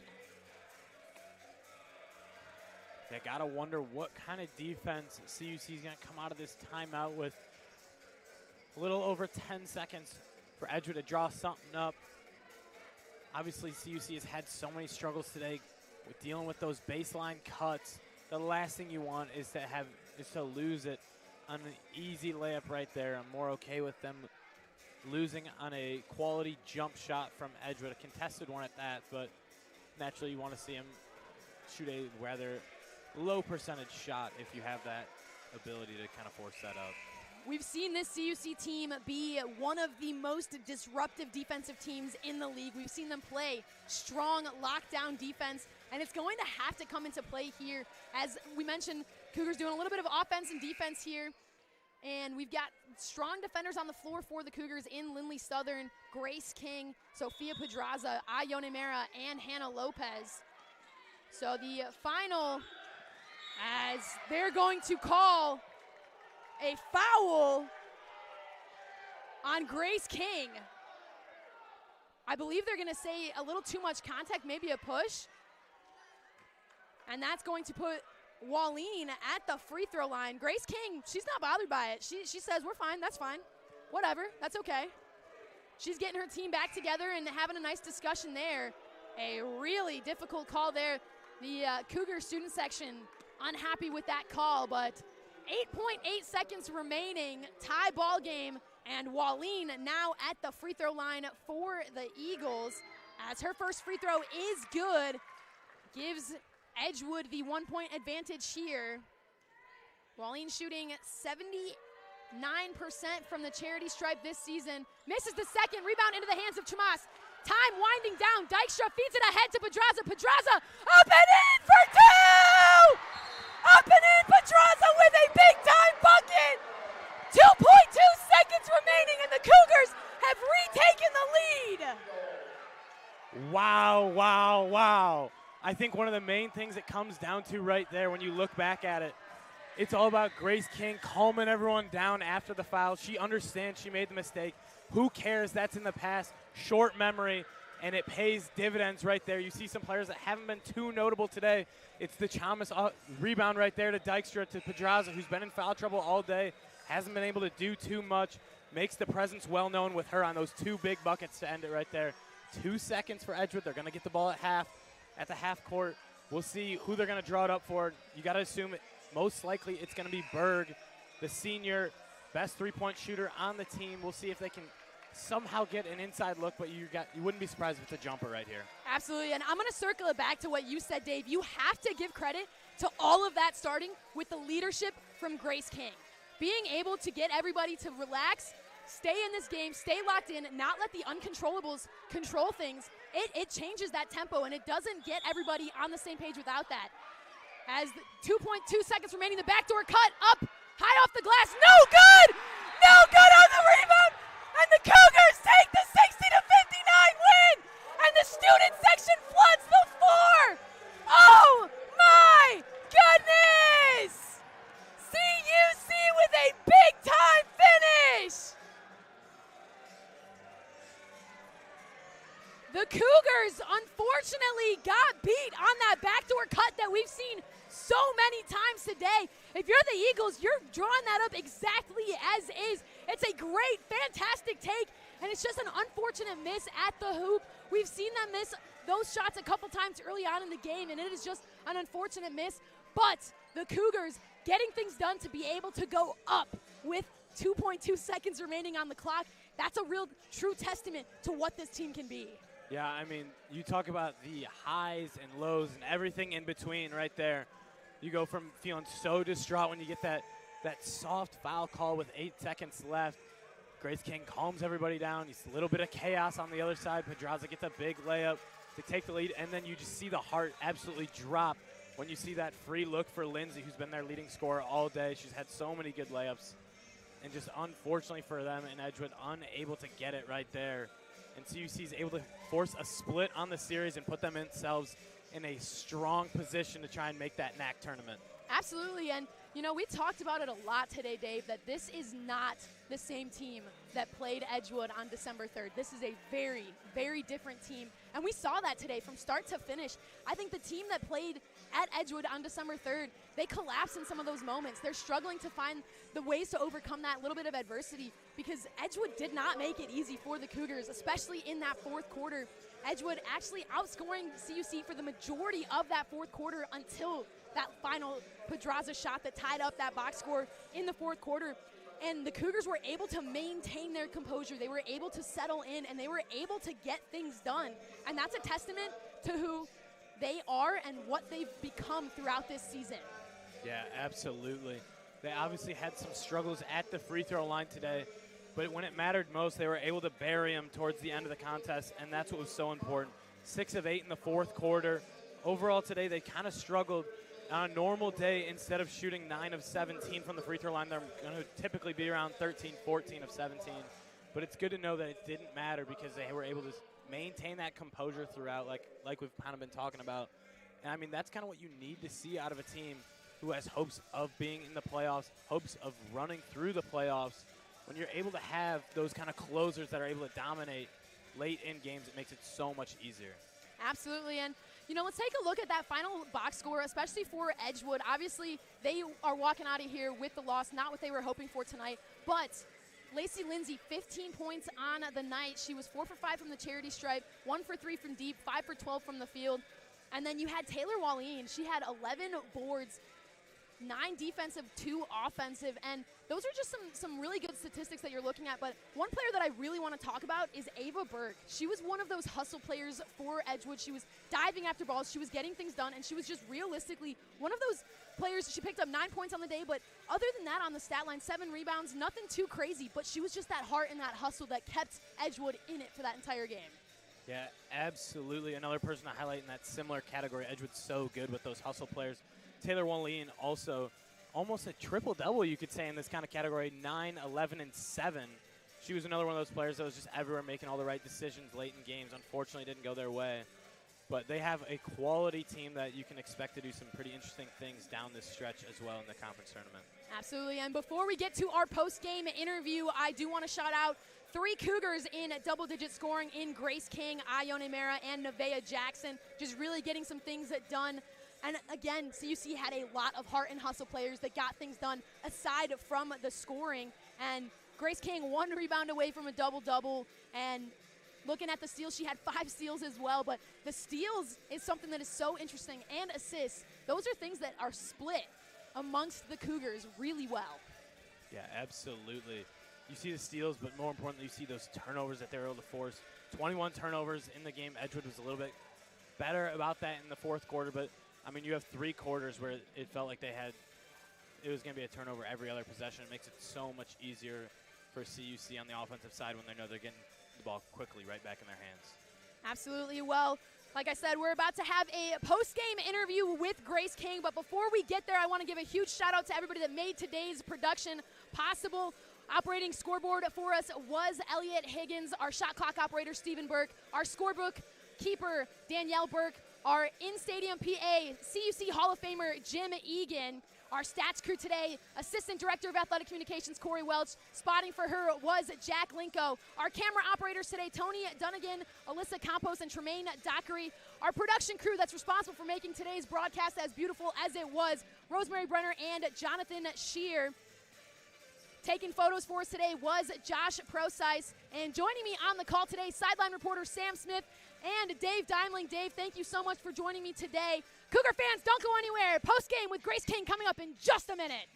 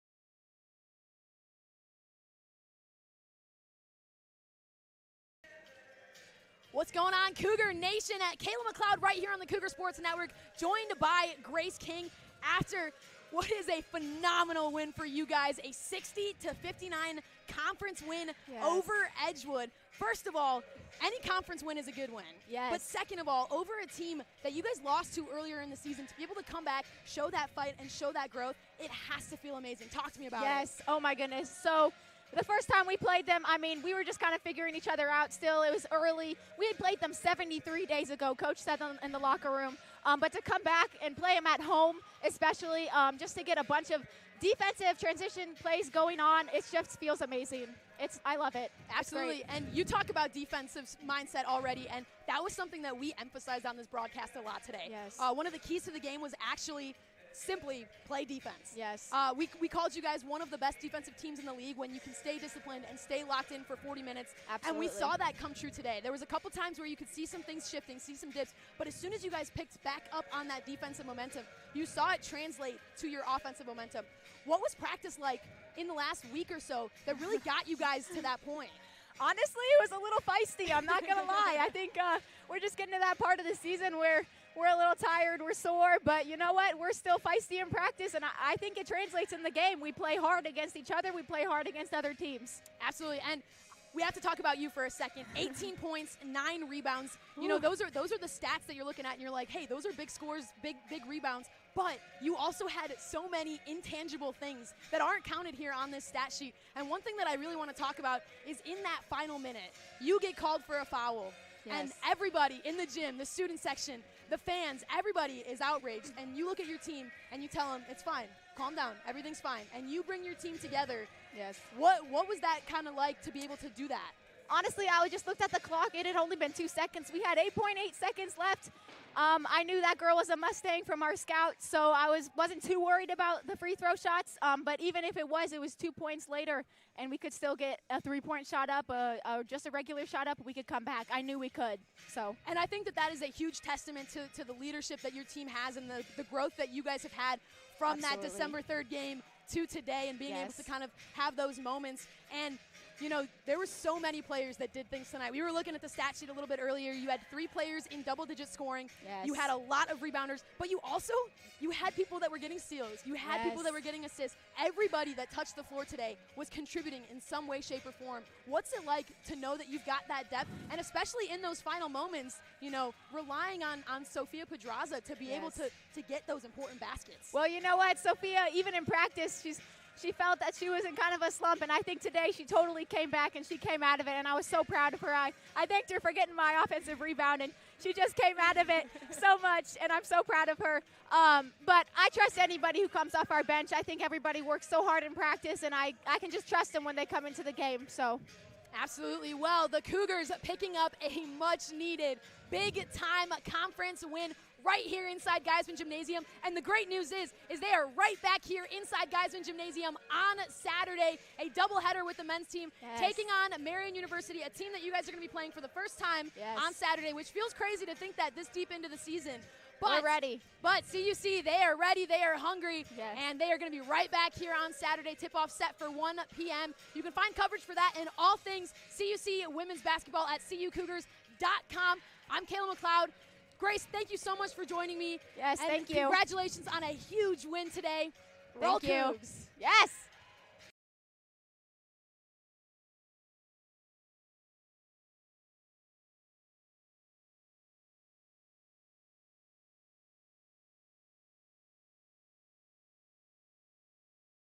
Thank you so much for tuning in to today's Concordia University Chicago Cougars Athletics broadcast.